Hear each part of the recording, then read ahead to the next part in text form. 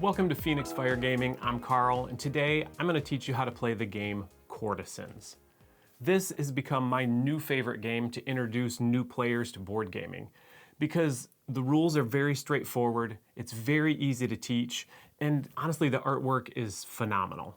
In the game of Courtisans, you're playing as a royal family attending the Queen's banquet, and on each turn you're going to be dealt 3 cards, one of which you'll play to the Queen's table, attempting to sway the influence of each family attending the banquet.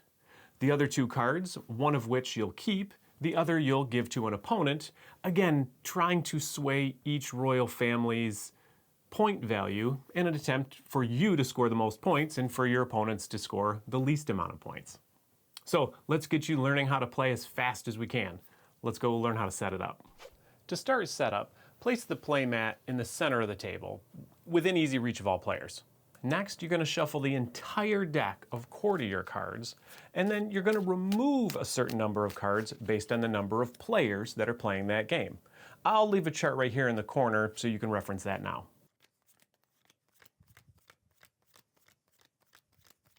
Once those random initial cards have been removed, you're going to give 3 cards to each player, and that's going to make up their starting hand.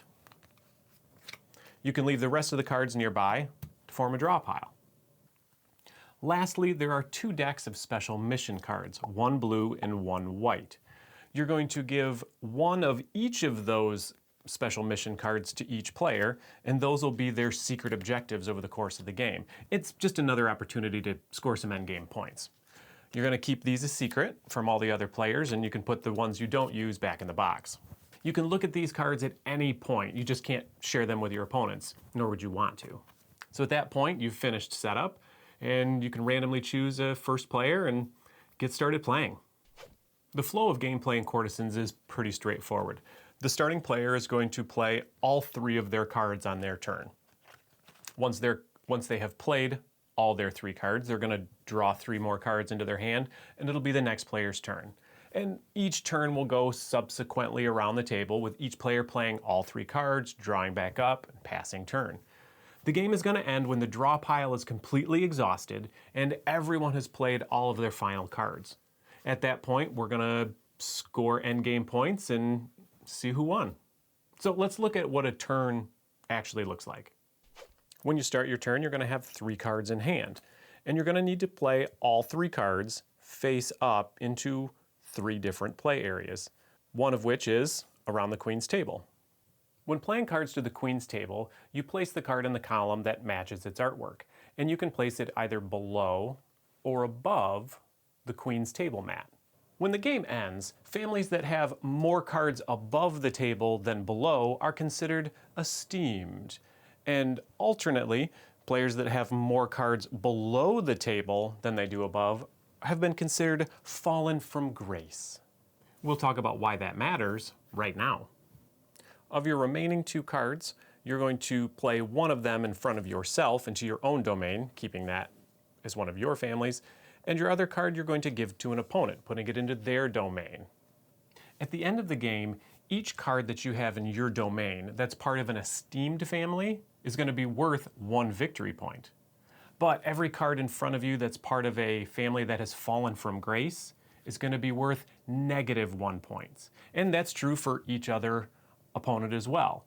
So as you can see, on each one of your turns, you're trying to play cards to make sure that your cards are going to be part of an esteemed family, all the while trying to give fallen from grace cards to opponents, or influencing the Queen's table in such a way that forces your cards to be worth positive points at the end of the game. So it's a big game of tug-of-war, push and pull against you and all your opponents. In addition to the normal cards that are part of each family also has 4 special role cards that have special abilities. We have nobles, spies, assassins, and guards. The noble cards are worth 2 cards each, whether they're at the Queen's table or part of a player's domain. So in this example here, this butterfly family is currently fallen from grace because this noble card under the table counts as 2 cards. Spies are shifty little fellas, and they're actually always played face down instead of face up, whether they're played at the Queen's table or in front of a player. And nobody can look at the spy card, even the player who played it. When placed at the queen's table, you place it into this queen column, either below or above the table, whichever you'd prefer. We play it here at the queen spot so nobody knows what family it's part of. Next, let's look at assassins. Whenever an assassin is played into either a player's area or the queen's table, you're going to eliminate another card from that play area. And just to be clear, when you play an assassin to a player's domain, you can assassinate any card in that player's domain. It can't be any card at the table. You can even assassinate cards at the queen's table. When playing an assassin to the queen's table, you can assassinate cards either below or above the table. It doesn't matter which, as long as it's from the queen's table. You can even assassinate spy cards. Just make sure when you remove those from the game, you don't look at them. Nobody still gets to know what that spy is. In either instance, whether assassinating from a player's domain or from the queen's table, that card is completely removed from the game. The last card type we have are guards. Guards are protected from assassins. So on subsequent turns, when anybody plays an assassin, they can't target this guard. Guard cards can't be eliminated. So once they're played, they're there for the rest of the game. Once the draw deck has been exhausted and all players have played their remaining cards, it's time to go into endgame scoring. The first thing to do is flip all spy cards face up, both in each player's domain and around the queen's table.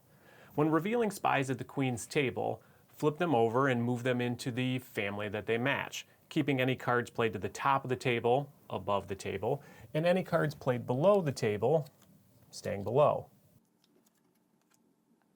Once all cards have been revealed, you're going to determine whether each family has become esteemed or have fallen from grace. And then you're going to score each player's domain. Don't forget, noble cards are worth 2 cards each. Now, let's go down the row quickly.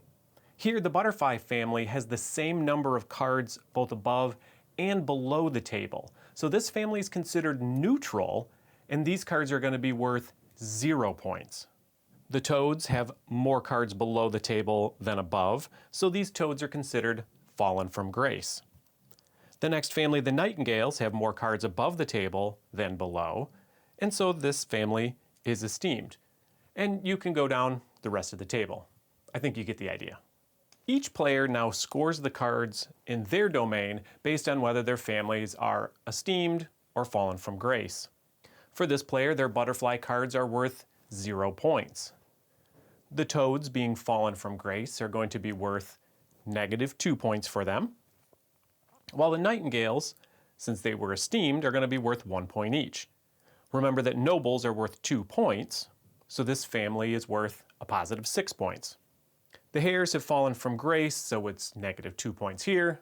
This player doesn't have any stag cards, so it's 0 points.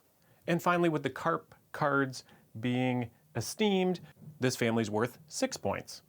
Lastly, each player is going to show their secret objectives and see if they've scored any bonus points here. Since the stag cards haven't fallen from grace, this player missed out on these bonus points. But they have collected 3 spies, so at least they get 3 victory points here. So this player has earned a total of 11 points. So then you can pair scores around the table, and the player who scored the most points wins. In the case of a tie, the players share the victory. Isn't that just nice court politicking? And now you know how to play the game Courtisans. Please go ahead and give this video a like if you found this tutorial helpful, and subscribe to the channel if you want to be notified when we release more tutorial videos in the future. Thanks for watching.